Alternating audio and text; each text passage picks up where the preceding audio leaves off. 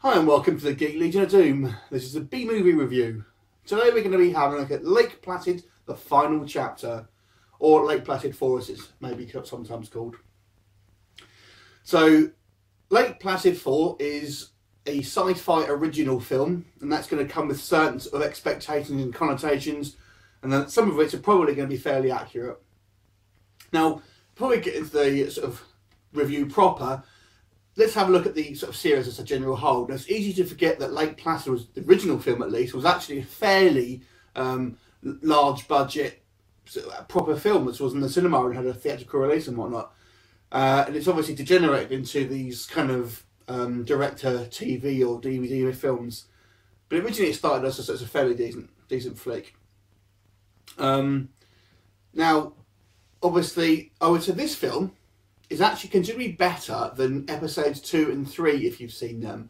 Now, they're pretty poor. I'm not going to bother reviewing those two if I'm quite honest, but they're fairly poor standards, just drivel that you'll see on the sort of Sci-Fi Channel with the same kind of plot and terrible special effects. Now, I'm not saying number 4 is going to be this huge forgotten gem or anything like that, but I would say it's a step up from the 2 and 3, and I would think that's partially due to its two main sort of female leads. One played by Yancy Butler, who kind of plays the traditional role played by sort of men, really, and that's of a kind of a grizzled hunter, you know, who's got a bit of a Han Solo sort of rogue sort of vibe going through him, and she has some great sort of one-liners, and it's kind of, you get the impression that she's kind of, you know, she's quite a tough woman and stuff, and she kind of really looks like she's having fun in it, and she's, you know, she's very fun to watch.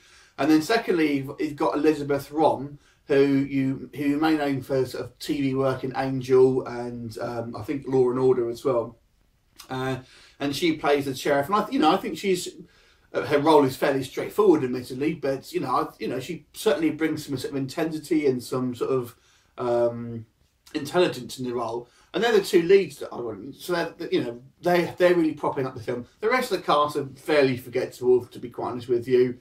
The male lead really is played by Paul Nichols, who used to be in EastEnders here in the UK, which is a sort of a soap, and he's to be quite honest, his performance isn't fantastic, and he has in this film he has a son who looks incredibly old to be his son. I think Paul Nichols was 32 when this was made, and his son looks about 20. So, anyway, so he started young. So, and what also maybe a little bit different about this film is a lot of these sci-fi films and stuff, you kind of, they have the sort of premise where no one knows that there's a sort of a monster on the loose, and you kind of have to have half film where people are getting killed off. There's sort of all these sort of illogical explanations about what's happening, and people have just gone missing, and no one kind of believes there's a monster around. But you don't have that with this film, so it's kind of, but they have pre-existed in obviously the previous 3 films, and what they've actually done in, I think maybe the last film, number 3, they've actually cordoned off this lake.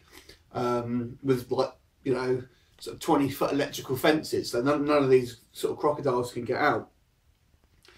So obviously everyone's aware now. Obviously, realistically, if these crocodiles were in a sort of populated area and had killed as many people as they've killed in the last 3 films, regardless if they were an endangered species or what, they'd be gone. But the argument here is that there's kind of the special kind of crocodile that is. And these are the only ones left, so this is why they've been kept alive and stuff. But obviously, they've got a fairly big area that's all to themselves, and they have killed quite a few people in the past, and will kill a few in this film as well. So, but it kind of gives it a little bit more of an original setup, but there are some stupid cliches in here, and some some sort of roll your eyes sort of moments. I mean, the real sort of story comes from, there's a group of high school kids, whatever, I'm not sure how old they're meant to be, to be honest. They're all about sort of between 18 and 20, but I assume they're meant to be in school. And for some reason they managed to drive in the park because it just coincidentally, some posters have gone into the park, and the guy on the gate has left the door open, and the driver of the bus was looking at some porn while he was driving and didn't notice he was driving through this gate, and no one else noticed it either. So you have to sort of like go, okay, there you go. There's your plot device right there. There are a few moments like that, and the other thing is with this film, you're not going to see anything terribly original, but you know, it's everyone who you think is going to die will die. So, but the performances I'd say do make it quite a good film. The one major complaint here, and this is going to be true of pretty much all sci-fi original films, is the CGI is terrible. Now, you have to obviously give it some sort of slack because you know it's coming in at a very small budget. And to be fair, I would say they probably have more on-screen time than the lot of sci-fi films, I think, that like creature features.